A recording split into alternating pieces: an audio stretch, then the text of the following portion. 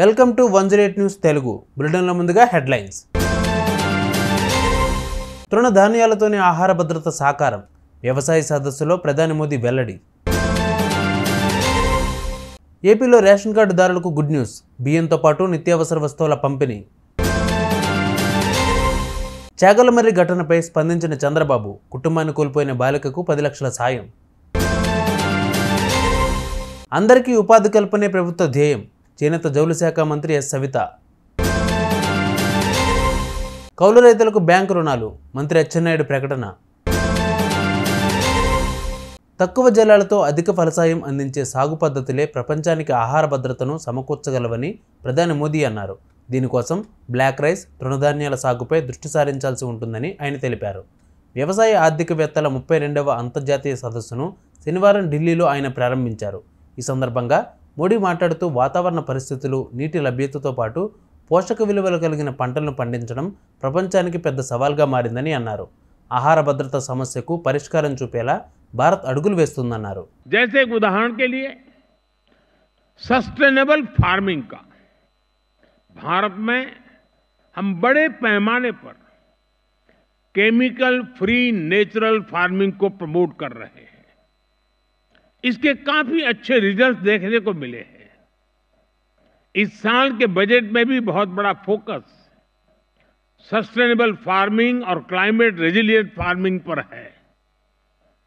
हम अपने किसानों को सपोर्ट करने के लिए एक पूरा इकोसिस्टम डेवलप कर रहे हैं.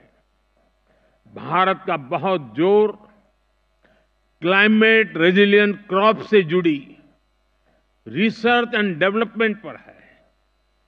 बीते 10 सालों में हमने करीब 1900 नई क्लाइमेट रेजिलिएंट वैरायटी अपने किसानों को दी है.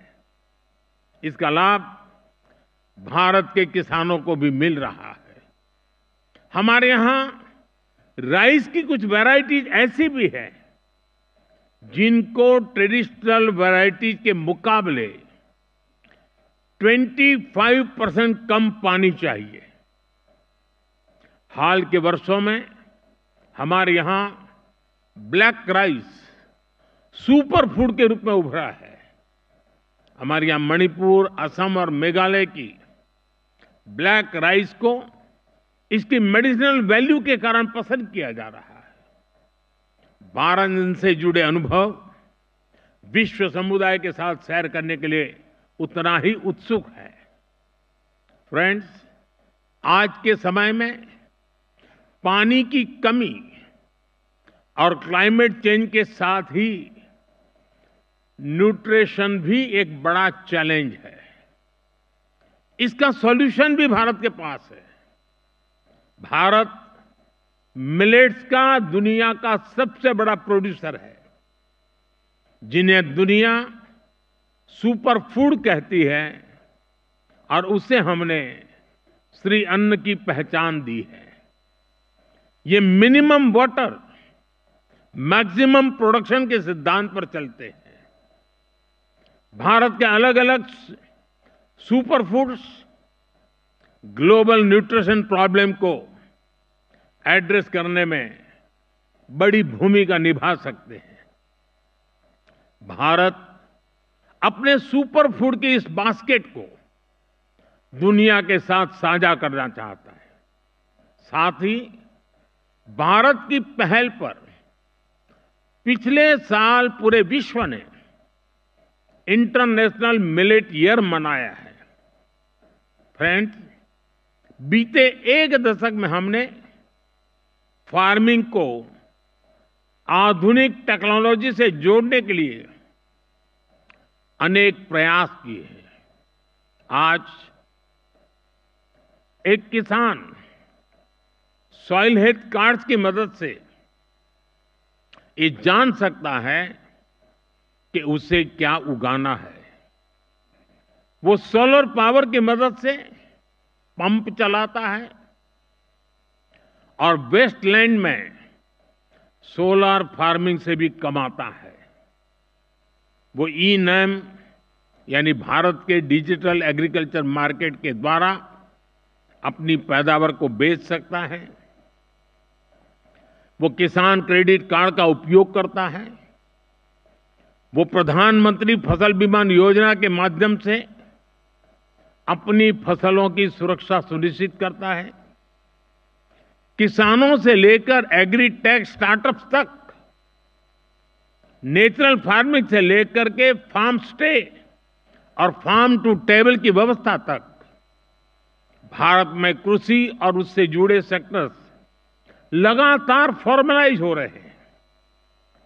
पिछले 10 वर्षों में ही 90 लाख हेक्टेयर खेती को हमने माइक्रो इरिगेशन से जोड़ा है। हमारे इथेनॉल ब्लेंडिंग प्रोग्राम से भी खेती और एनवायरनमेंट दोनों को लाभ हो रहा है। हम पेट्रोल में 20% इथेनॉल ब्लेंडिंग के टारगेट की तरफ तेजी से आगे बढ़ रहे हैं। ఏపీలో రేషన్ కార్డుదారులకు పౌర సరఫరాల శాఖ మంత్రి నాదెండ్ల మనోహర్ గుడ్ న్యూస్ చెప్పారు. వచ్చే నెల నుండి రేషన్ కార్డుదారులకు తక్కువ ధరకే కందిపప్పు పంపిణీ చేయడం జరుగుతుందని తెలిపారు. శనివారం గుంటూరు జిల్లా పరిషత్ సమావేశంలో మంత్రి నాదెండ్ల పాల్గొన్నారు. అభివృద్ధి పనుల గురించి అధికారులతో చర్చించారు. అనంతరం ఆయన మీడియాతో మాట్లాడుతూ రేషన్ పంపిణీలో వైసీపీ ప్రభుత్వం అనేక అక్రమాలకు పాల్పడిందని ఆరోపించారు. పేదలకు అందాల్సిన రేషన్ బియ్యంను వైసీపీ పెద్దలు దారి మళ్లించి కోట్లాది రూపాయల అక్రమాలు చేశారని విమర్శించారు. ఇటీవల కురిసిన భారీ వర్షాలకు నంద్యాల జిల్లా చాగలమర్రి మండలం చినవంగల్ గ్రామంలో మట్టి మిద్ద కూలిపోవడంతో ఒకే కుటుంబంలోని నలుగురు మృతి చెందిన ఘటనపై ఏపీ సీఎం చంద్రబాబు తీవ్ర విచారం వ్యక్తం చేశారు. ఈ ఘటన తనను తీవ్ర ఆవేదనకు గురిచేసిందన్నారు. తల్లిదండ్రులు, తోబుట్టువులు కోల్పోయి అనాథగా మిగిలిన బాలిక తల్లపురెడ్డి గురుప్రసన్నకు చంద్రబాబు 10 లక్షల రూపాయల ఆర్థిక సాయం ప్రకటించారు. అలానే బాలిక సంరక్షణ చూస్తున్న నానమ్మ తల్లపురెడ్డి నాగమ్మకు కూడా 2 లక్షల రూపాయల ఆర్థిక సాయం అందించాలని చంద్రబాబు అధికారులను ఆదేశించారు. రాష్ట్రంలో అందరికీ ఉపాధి కల్పించడమే ధ్యేయంగా పాలన సాగుతోందని ఏపీ బీసీ సంక్షేమ చేనేత జౌళి శాఖ మంత్రి ఎస్ సవిత అన్నారు.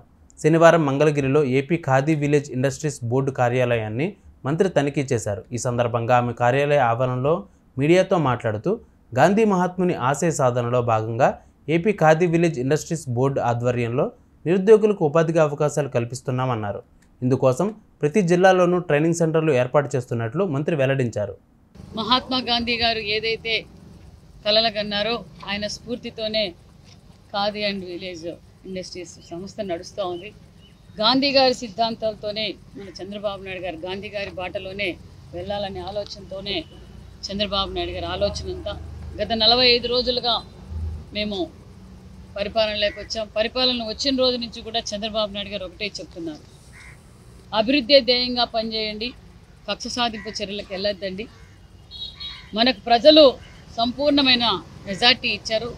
ప్రజలు మన మీద చాలా నమ్మకంతో మనకు ఓటేశారు. మనం అందరికీ ఉపాధి చూపించాలి అన్నదే చంద్రబాబు నాయుడు గారి ముఖ్య ఉద్దేశం.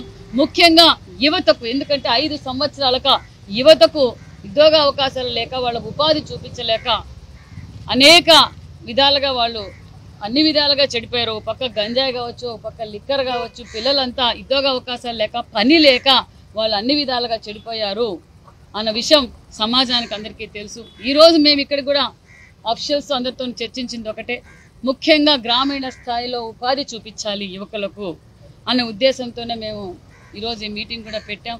8వ తరగతి అంటే విద్యార్హతలు, ఎలాంటి విద్యార్హత లేని వారికి కూడా ఖాదీ బోర్డు ద్వారా లోన్లు ఇప్పించి వాళ్ళకి ట్రైనింగ్ ఇప్పించి ఉపాధి చేయించడానికి మేము సిద్ధంగా ఉన్నాం. 5 లక్షల నుంచి 50 లక్షల వరకు కూడా వాళ్ళకి లోన్ శాంక్షన్ చేయించి ట్రైనింగ్ ఇప్పిస్తూ అదేవిధంగా సబ్సిడీలు కూడా మేమే అందజేస్తాం. ఇప్పుడు తక్షణమే ట్రైనింగ్ సెంటర్స్ కూడా ఏర్పాటు చేస్తున్నాం. ప్రతి జిల్లా హెడ్ క్వార్టర్స్లో కూడా ఒక ట్రైనింగ్ సెంటర్ పెట్టి 26 జిల్లాలోని ట్రైనింగ్ సెంటర్ పెట్టి అవేర్నెస్ ప్రోగ్రామ్స్ పెడతాం. ఫస్ట్ మేము ఖాదీ బోర్డు ద్వారా యువతకు ఏం చేయగలం, ఉపాధి ఎలా చూపించగలం అనే విషయం మీద వాళ్ళకి ట్రైనింగ్ ఇచ్చి అవసరమనుకుంటే, ఇప్పుడు కూడా మేము అవసరం అనుకుంటే మన సెంట్రల్ నుంచి రావాల్సిన ఫండ్స్ కూడా తీసుకొచ్చి ఉపాధి కల్పించడానికే మా ధ్యేయంగా మేము పనిచేస్తున్నాం. సుమారుగా మా టార్గెట్ ఒక సంవత్సరంలో 25,000 మందికి ఎంప్లాయ్మెంట్ ఇవ్వబోతున్నామని కూడా తెలియజేస్తున్నాం. ఖాదీ బోర్డు నుంచి 25,000 మందికి ఎంప్లాయ్మెంట్ కూడా మేము ఇవ్వబోతున్నామని కూడా తెలియజేస్తున్నాం. చాలా మంచి ప్రోగ్రాం. 2019లో తీసుకువచ్చిన చట్టాన్ని రద్దు చేసి 2016లో చేసిన చట్టాన్ని అమలు చేస్తామని మంత్రి అచ్చెన్నాయుడు పేర్కొన్నారు. శనివారం విజయవాడలో ఆప్కాబ్ రాష్ట్ర స్థాయి సమీక్ష సమావేశం జరిగింది.